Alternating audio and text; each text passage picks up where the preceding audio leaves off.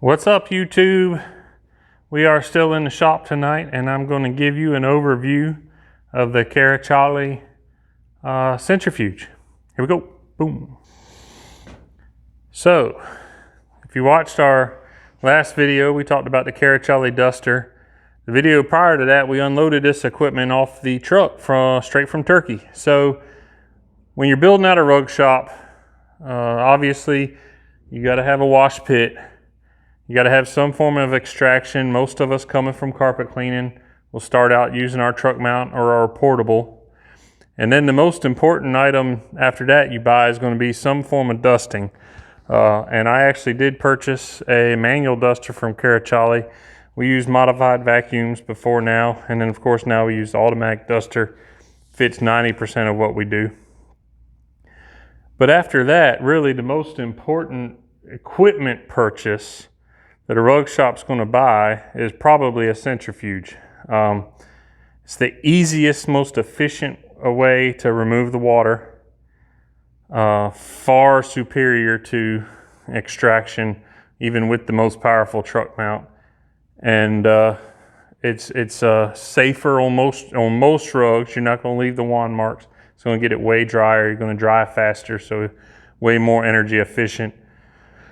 And the biggest thing I find is I'm more willing to re-rinse a rug and re-wash a rug even if I can dry it quickly, because that's normally what takes the longest is the extraction. So this is my Rug 3.2 meter centrifuge. And unlike the duster, this thing arrived really in pristine condition. I scratched the front edge of it, unloading it, caught it with the forklift. But other than that, this thing was just immaculate. So this is the 3.2 meters cylinder, which if you're American, comes out to just about 10.5 feet. So this will safely spin a rug up to about 10 feet wide.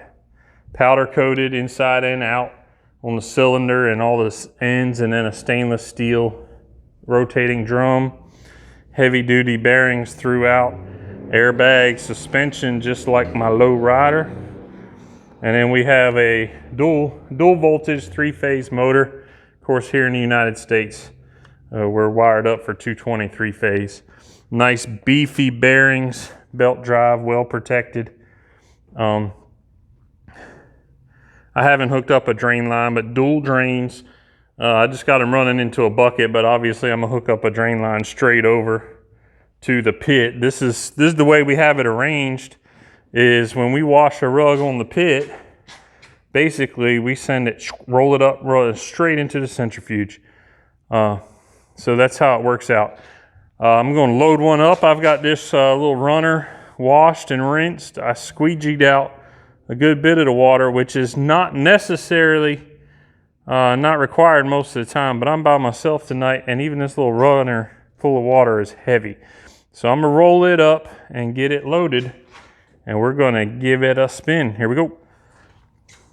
All right, so I got the rug loaded. Now, even though it's a narrow rug, this rug's 18 feet long. So that's about how much space in the cylinder that takes up. I don't think anybody's gonna be doing any rug 10 feet wide much longer than that. So make sure it's in there, close the door. You know, lock the handle down.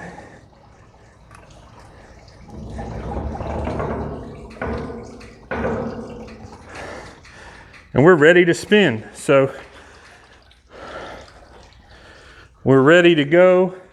It's going to vibrate a little on startup, and then it'll smooth out as the rug rolls out. Now I should have showed you, very specific, you got to load it with the tail to the right, so that when it spins, it's laid out against the cylinder and not rolling up tight and tumbling. So here we go.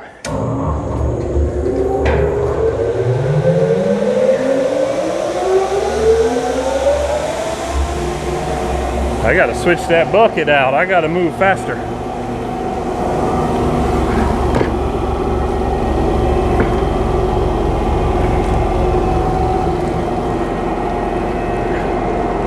So you can see we've already removed probably 8 gallons of water out of that tiny 20-inch wide rug. You can see how smooth we're riding. Now with a big heavy rug, you might get a little more vibration, but the airbags do a great job of smoothing that out. So I don't have this set up on a timer. I just let it run until I'm satisfied that it's dripped out all the water that's going to come out.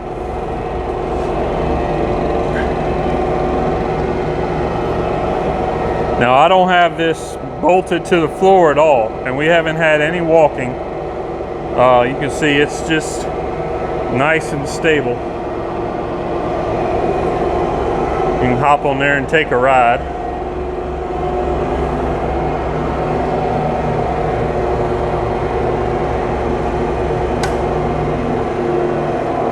And then as you stop it, you'll get a little shaky as it slows down.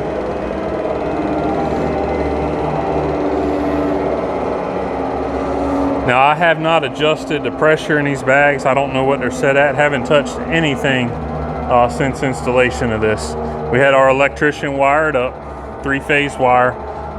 Doesn't pull a lot of current. This motor of this size really doesn't pull a lot of electricity. It's pretty efficient for what it's doing. If you think about the mass that it has to spin for a rug that's say 10 feet wide by 10 by 12 rug, a 10 by 12 wet rug is extremely heavy, and the machine has no difficulties with it.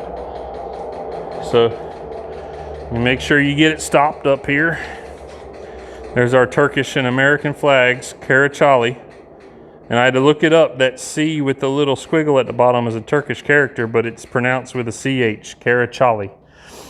So as I mentioned in the last video, if you want to order in the United States, I will be your representative. I'll help you get it ordered. I don't make a ton of money off of it. I'm not a salesman. I'm just helping them get representation, somebody that understands the import process if they want to buy a machine. So there's our rug.